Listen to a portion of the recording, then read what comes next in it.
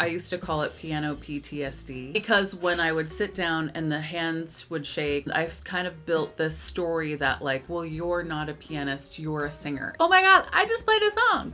Yeah. And for me, someone who's a singer, to be able to play a song and sing along, that's like feels really great. I'm more independent as a musician. I'm able to successfully accompany my students. That's changed what I'm able to do for a living. Today we're going to be celebrating the success of Whitney James, and we're just talking about your journey of learning jazz piano. But this is really for those of you that are not comfortable with the piano. Maybe you love jazz, you've wanted to play for many years, but maybe you had a bad experience with playing the piano, or you've always felt like playing jazz piano, improvising, were just completely out of reach for you. So welcome, Whitney. Thank I'm you. so glad to have you again. I'm happy to be here. We recently had you on talking about the collaboration between pianists and vocalists, but now you're back and we're talking about your own personal success as a pianist and all the growth that you've had. Well, you've definitely been instrumental in that growth. My relationship with piano started when I was a child. My grandmother bought us a piano. I played for 3 years, and I think initially it was a very positive thing, but I ended up 3 years in quitting. And then like 4 years later, I really started singing seriously and I fell in love with jazz. And then I went to music school where I had to play jazz piano.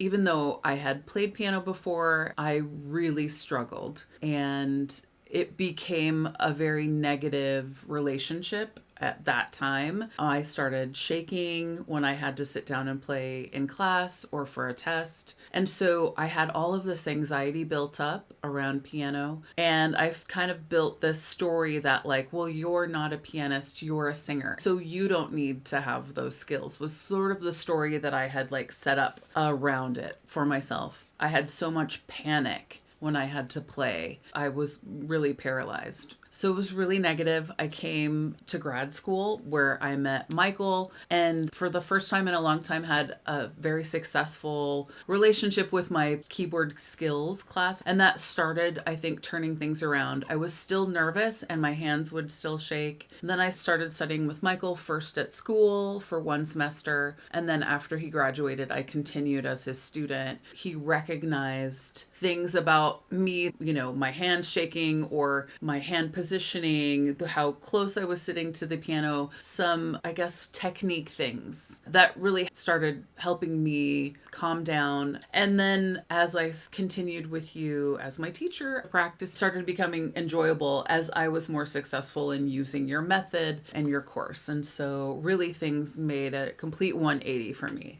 What made it so that you were able to slowly get rid of some of those years, decades held beliefs about yourself with playing the piano? Well, I think you were very patient. You were very encouraging. I think probably the story I built for myself around playing piano probably started when I was 8 and quit or whatever. But then that continued in college. Like I used to call it piano PTSD. Yeah. Because when I would sit down and the hands would shake, I was so afraid of disappointing my teacher. And I never felt that with you. You were understanding. You were able to help me break things down. And you had these methods that I was able to even implement in my own teaching. The hands together coordination, I think, was another thing. My right hand's always been like the champion and my left hand feels like it belongs to someone else, like someone else's hand attached to my body. It won't do the things I want it to do. So your methods really helped me lay out goals for, okay, what is our goal in this practice? And then also, I think learning how to practice. I think we, as musicians and music teachers, we talk a lot about, well, everybody, you must practice. Are you practicing? But I don't think I knew how to practice. A lot of times in maybe even traditional piano teaching circles, there's a lot of different methods methods like looping and chunking, and there's even some more advanced ones that I talk a lot about in the Jazz Piano Launchpad that you can use to get comfortable with different skills. A lot of times we talk about that when it comes to traditional piano learning, but we do not talk about them when it comes to jazz piano learning. So I'm just curious, what was the difference between the other methods you had tried before? Well, I think the method that you have with the Launchpad was really helpful. We say like getting the chords in your hands and the practice with the chord progressions.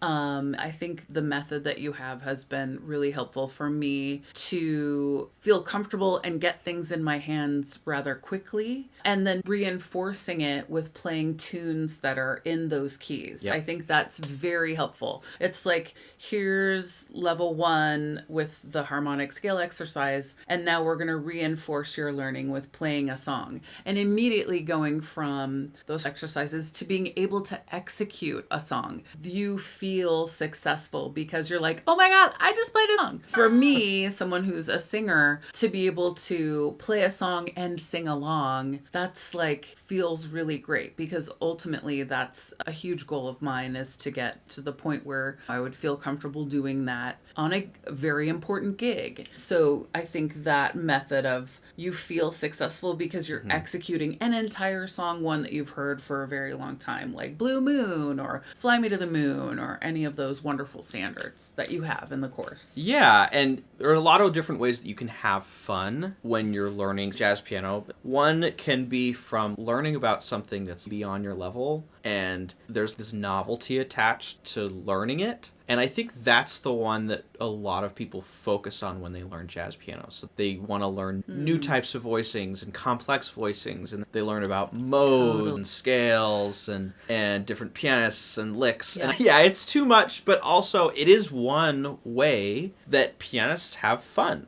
But I think that sometimes we forget the other part of learning that's fun, which is actually being able to execute the thing that you learned about. That's kind of what it seems like you're tapping into, That's Whitney. definitely what I'm talking about. Yeah, there's this sense of fulfillment that comes when this may be even something that I learned about years ago, but now actually being able to do it is... And repeat it. Yeah. Not just do it like, oh, I learned this little thing, but to be able to have a concrete skill that you then own and that you can reproduce. I think that's the success that I've had with your method, is that, cool, now I totally own the key of B flat and E flat and A flat and G and D and C and F. I'm going to be able to tackle any song in those keys, and that feels awesome. The thing with jazz is that a lot of the chord progressions are repeated. There's a lot of things that are the same between tunes. There may be 10 to 20% of a tune that changes in terms of like the common chord progressions or new things that you have to learn from one tune to the next. But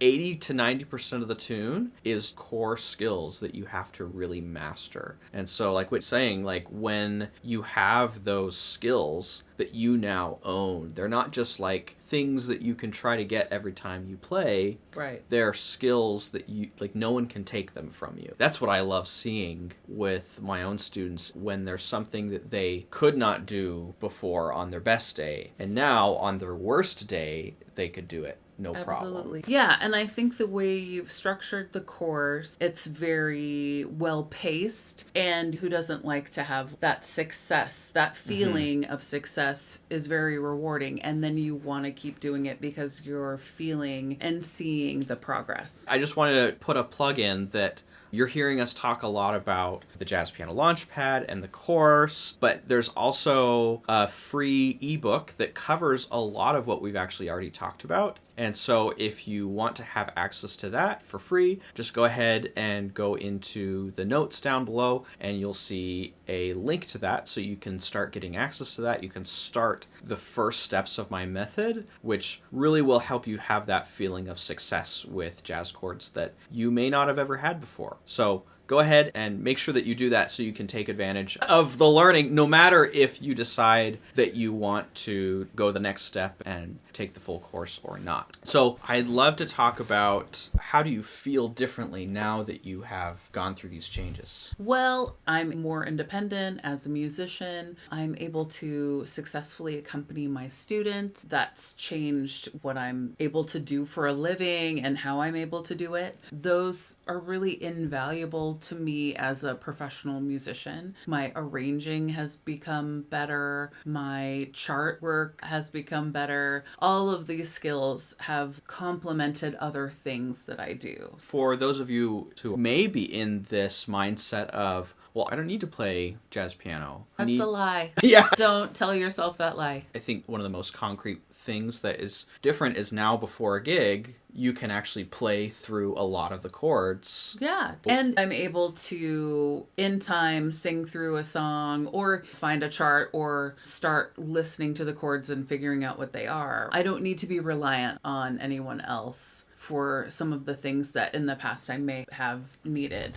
How has that been different now that you are able to own that position of the arranger? Yeah, I have a lot of musical ideas that I wasn't always able to execute, and my piano foundation has helped me get to a more solid place in that way. Executing my ideas, more independence, more confidence with what not only I'm hearing up here or maybe hearing on a recording that I'd like to model something after, and then confidence in putting things together and bringing it to a rehearsal with the band. So, what's on the horizon for Whitney and her piano playing? Well, I would love to play a gig where it was just me accompanying myself on a solo piano voice gig, play in a very important setting like a concert where I would feel comfortable accompanying myself. And I have a very high standard. So when I say self-accompany, I mean bringing it. You know, those are long-term goals for me. Hopefully goes a little bit without saying, but when you're a vocalist who can self-accompany, there are gigs that are much more lucrative for you when you don't have to hire a pianist every single time. Absolutely. There are so many gigs out there that the budget is just for one person and you could absolutely show up and play with tracks. But if you can play the piano and sing, you could do a ton of gigs. So yeah, I can't stress enough how wonderful that would be for those of you who are jazz vocalists out there who are like, okay, I really need to get my piano together. It would be so meaningful for you. What's the best way for them to go the next step and work on their piano playing? What do you think? Well, I am a little biased, but I would recommend checking out the free download from Michael and then investigating his method. It's wonderful. There's a community where people are posting themselves, playing tunes, and a very supportive environment. So I absolutely recommend that. Just start, the sooner the better. And you could baby step your way through that, whatever is easy and able to fit into your life. But the feeling you get, the feeling of confidence and independence is worth it. So it's worth the investment. You're worth the investment. Well, thanks so much for being here, Whitney. Where can we find out more about you and your work as a vocalist? Sure. So my website is whitneyjames.com, and I have an album out on iTunes and Spotify called The Nature of Love. So thanks. Thanks so much for tuning in. If you liked what you saw here, then go ahead and give us a like, and then also subscribe if you'd like to get some more content like this.